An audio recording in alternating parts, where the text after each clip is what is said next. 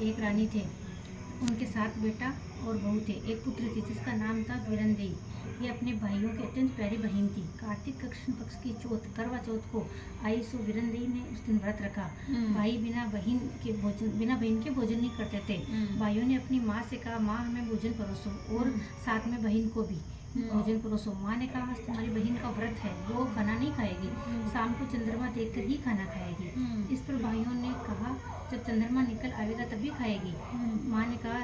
तब कुछ भाई नदी के उस पार पहुँच गए और एक भाई ने चंद्रमा की शक्ल की मशाल लेकर आया और एक भाई ने उसमें आग लगा दी और ऊपर से एक छलनी ढक दी और एक नेसनी पर चढ़ गया और लगा चांद देखने। एक ने ढक दी। सिट डाउन, सिट जा। एक ने ऊपर से चलनी ढक दी और नेसनी पे चढ़ गया और कहने लगा कि चांद देखने। एक भाई ने कहा, चंद्रमा निकल गया है। ये सुनकर बहन भौजाई से बोली,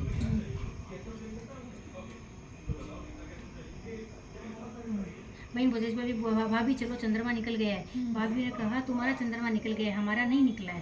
तब बहन बोली, अकेली ही जाकर पूजा कर आई, अर्घ्य देख कर आई और भाइयों के संग जीमने बैठ गई। अब जैसे ही भोजन की थाली उसके पास आई, पहले ग्लास में बाल निकला, दूसरे ग्लास में छींक आई और तीसरे ग्लास में हाहाकारा आ गया कि तुमको ससुराल में बुलाया है। बेटी चलने को तैयार हुई तब माँ बोली, तुझे जो कोई भी रास्ते में मिले सबके पाँव लगती जाना। उसने वैसा ही किया, परंतु किसी ने आशीर्वाद नहीं दिया। परंतु जब ननद आगे से मिली तो उसके पाँव छूने पर उसने सौभाग्यवती भवे और 7 पूत की माँ होने का आशीर्वाद दे दिया।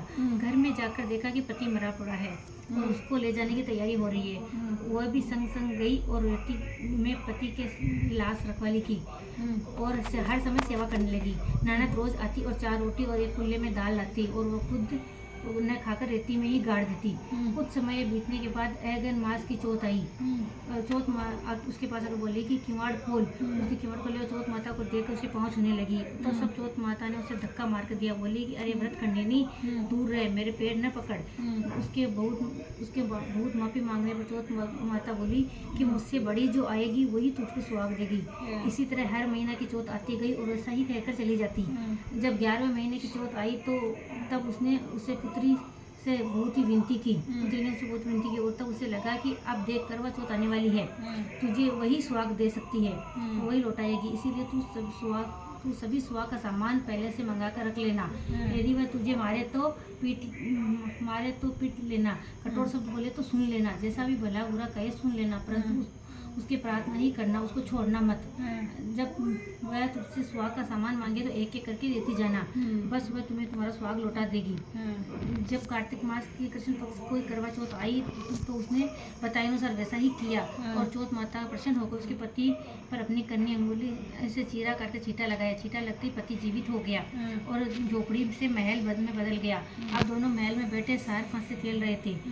ये पता लगते ही सभी सुहागिन स्त्रियां करवे लेकर उसके पास आने लगी। जब ननद आई तो यह सब देखकर बहुत आश्चर्य करने लगी और सोचने लगी कि मेरी बाबस की झोपड़ी कहाँ चली गई। पता करने पर मालूम हुआ कि वह झोपड़ी है जिसकी जगह महल बना हुआ है। वह सभी वैभव चौथ परमेश्वरी की वजह से है। अब तो ननद बहुत प्रसन्न हुई। उतने में भौजाई ऊपर से उतरकर अपनी ननद के पास आई और पैर छूने लगी। दोनों मिलकर बहुत प्रसन्न हुए। ये सब समाचार सुनकर राजा रानी बहुत खुश हुए। उसने अपने पास बुला लिया और नगर में ढिंढोरा पिटवा दिया कि प्रत्येक सुहागिन स्त्री 12 चौथ का व्रत करे, 12 नहीं तो 4 करे, 4 नहीं तो 2 चौथ करे। करवा चौथ और संकट चौथ का व्रत तो अवश्य ही करे। हे चौथ माता जिस वैभव तने बेटी ने दियो, सबने की।